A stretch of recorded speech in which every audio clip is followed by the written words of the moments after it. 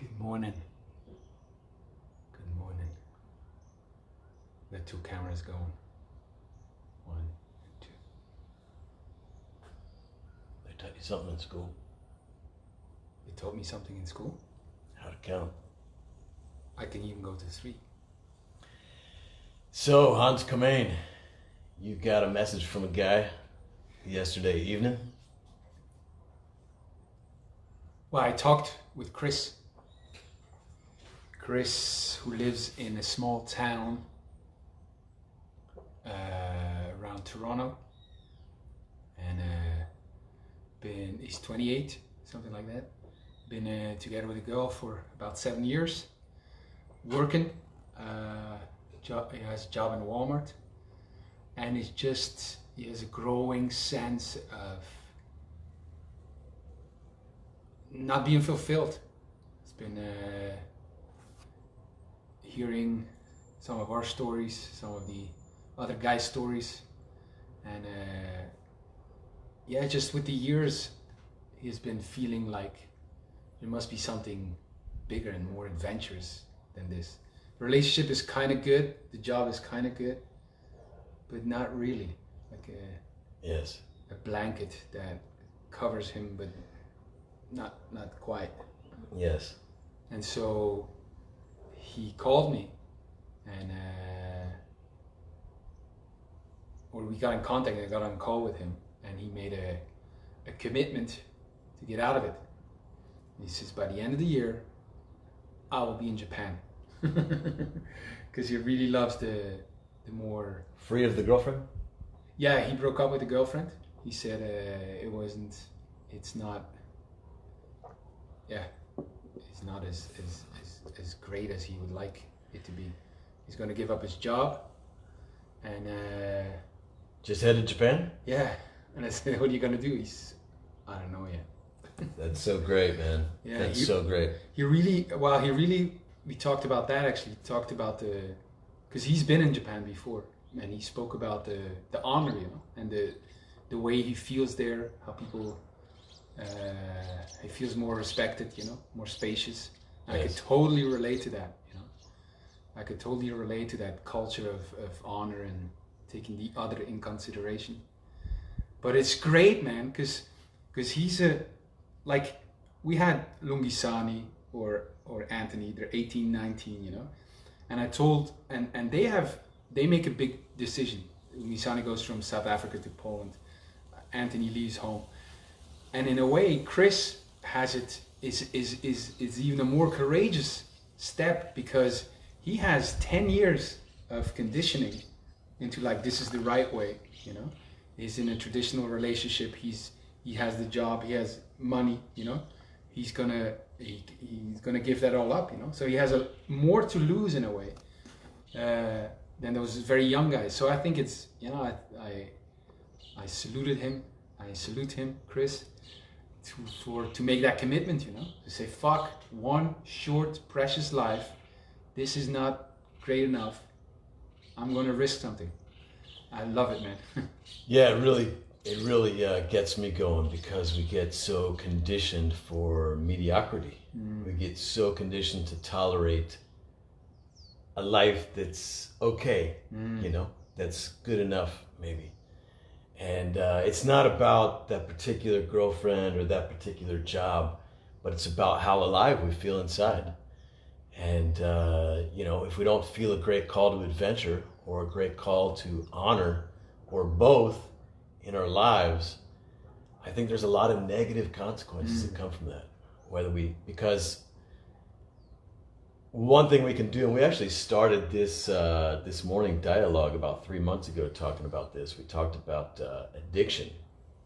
And one of the things that an addiction is for, the purpose of it for a lot of guys, is to give them some sense of aliveness from a world where they don't have much of it. Right. You go into a Walmart, into an artificial environment, artificially lit environment, and you're living a certain kind of life, and you're this animal, this human being who is the result of millions of years a billion years of evolution, you know, designed to thrive in nature on this planet.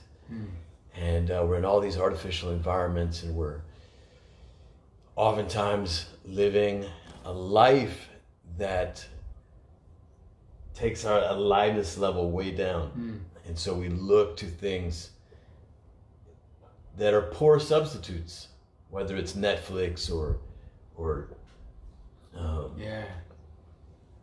you know, different kinds of addictions. We're looking for stimulation, we're looking for aliveness. And the other thing, if you remember, we were talking about, instead of getting addicted to, say, adventure or honor. Yeah, well, the other thing that we do with addiction, we try to numb out a life where we're not what we want numbness from is our awareness that we're tolerating this less than a live life. The guilt and the regret and the... Yes. So we zone out. So the addiction is both a yearning, a call to go for aliveness, and a numbing out that we don't answer. Yeah, the addiction is a symptom that we... Yes, okay, got it. A symptom that we want that, you know, and a sign that we want it. Yeah. We're yearning for aliveness. Anyway, I'm very... I don't know. I'm bringing it back to him, but I'm so inspired, you know, because I'm like, I'm even the one, you know. I said, what are you going to do there? He says, I don't know yet, but I got to go.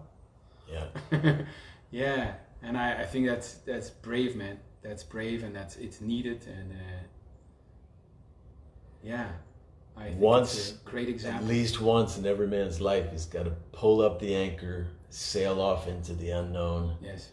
And find himself in the unknown.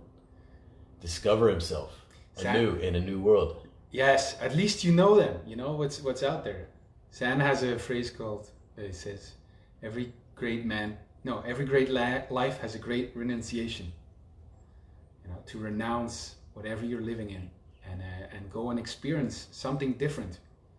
You know, then at least you can make a more informed choice about what you want. We're not, as we were talking with Brady also, we're not saying, oh, you gotta have this lifestyle where you travel all the time. Or you gotta have a lifestyle that's outside, say, a marriage, you know. It doesn't really matter. You know? The lifestyle doesn't matter, but it's sure helpful to have a taste of several things and then make an informed choice. It's like if you're a wine critic, you know, which wine critic would you trust more? The one who tastes 2 wine and gives his preference, or the one who tastes 200 and says, this is the best one for me? So, you know, how can a woman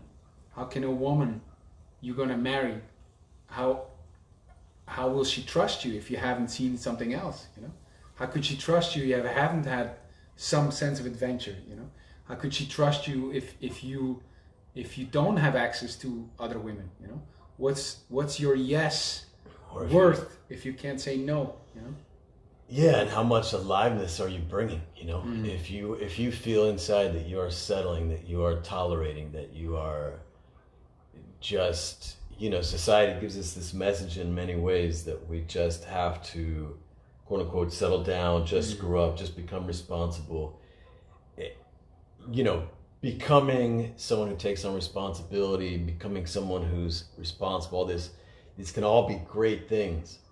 But if the idea is, no, forget about your aliveness, forget about the call from within, forget about that deeper yearning, and just go along with this road that's been carved out for you, then yeah, man, huge warning flags on that path. Yes.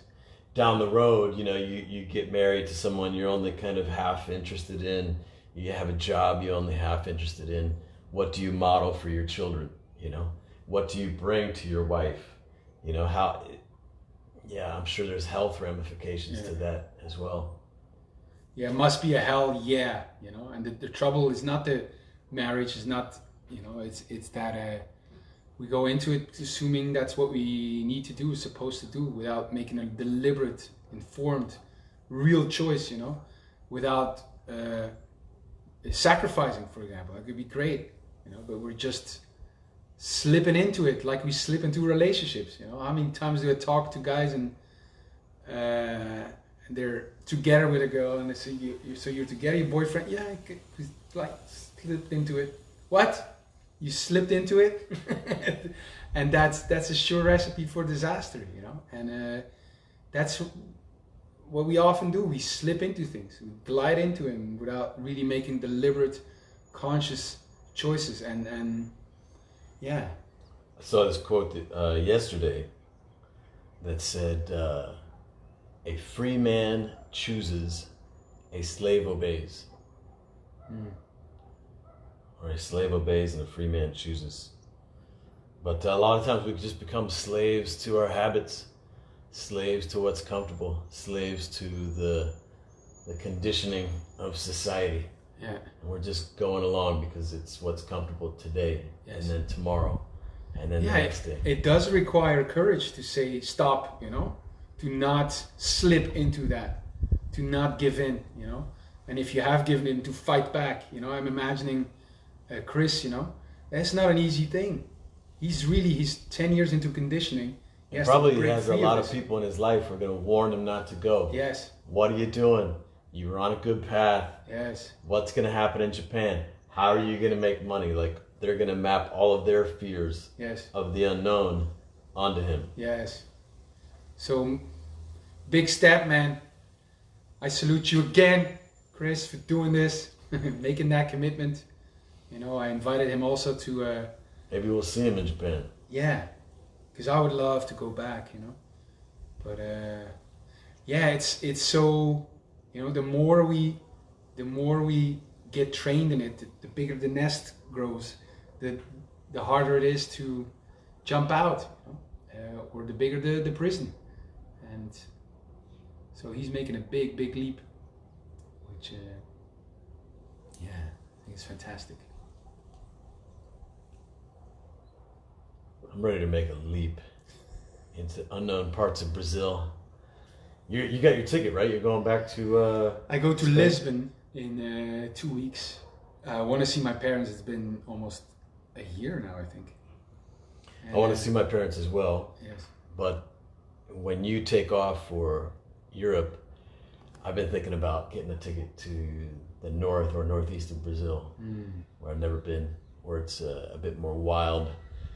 A lot more of the unknown. Here on this island where we're at now is pretty civilized, pretty Western.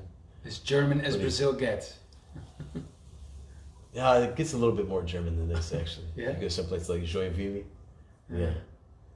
I think there's actually some parts in the south of Brazil that still speak German. Are you serious? Some version of it, yes. Wow. Yeah. Man, I love like hearing about some place in some other land or the land that you're in where things are just like, really? Like there's a city here where supposedly there's no men. Like it's run by women, they don't want men there. I would love to go explore that place. Go explore and take over, say the patriarch is returned. You can get in, but we cut your balls off. Yeah. And you wear a mask. Yeah. Well, not the mask! Yes. There's another part of Brazil that I've heard about. Actually, I was here in Floripa. This was nine years ago. I was in a hostel, and there was a guy working here, and I think he was from like Amapá or, you know, and I took note of it. I have to go look it up. And what he said was that the area where he comes from, there's very few men. And there's many women, like far more women than men. And because he says like the men leave there to go work other places, to go find work elsewhere. And what he says is like you go get an apartment there and like women will just come seek you out. Like they'll come knock on your door. Great. We've been here 4 months. You tell me this now. Thanks, man. Yeah, well, you got to focus, man. Great friend. What a great friend. Yes. But I love hearing about these, you know, these places where things are completely different from the world that you know. And then just landing there and figuring it out. Sit in your apartment, wait for the door to be knocked. Adventure. Adventure. Right. Yes, we'll see each other tomorrow. Chris, I got some things coming your way, all right? And in the meantime... Hans. Yes? We talked yesterday about doing an inner conflict diagram. Right. And announcing that. So, what's our announcement? Well, When's it going to happen? It really depends on you. Yes. I was ready to commit to it yesterday, but... Yes. I've got some other priorities. One of the things I'm doing right now, I'm writing a guide, and I'm calling it for the working title is Secret Kingdoms, a gentleman's guide to living like a king in far-off lands, something like this. And so I'm working on that. I'm also working on my book. I don't want to put too much other things ahead of those projects. But this is like a remaining undone thing that we've been talking about, I think even since we started doing this podcast about 3 months ago, is bringing the inner conflict diagram to the web. We brought the honor window to your group of guys. Yes. About a month ago, which was great. And I'd like to start doing more of this. Last week we did the honoring fathers. We had conversations about honoring fathers, and we did a couple webinars about that. And I foresee turning, bringing to the Ronin radio podcast these live webinars. And taking it to the next level. Put a date on it. Gathering men, brothers, Do you like it? You elders. should have put a date on it. Honor. Or you wanted to sing some? It's the song by, what's her name? Beyonce. Uh-huh. If you like it, then you should have put a ring on it. Uh-huh. So, if you mean it, then you should have put a date on it. There you go. For your inner conflict. Inspired by Beyonce. Yes. I'm not going to commit to a date right now. But it's in the future, gentlemen. That's It's in for the sure. future. It's coming.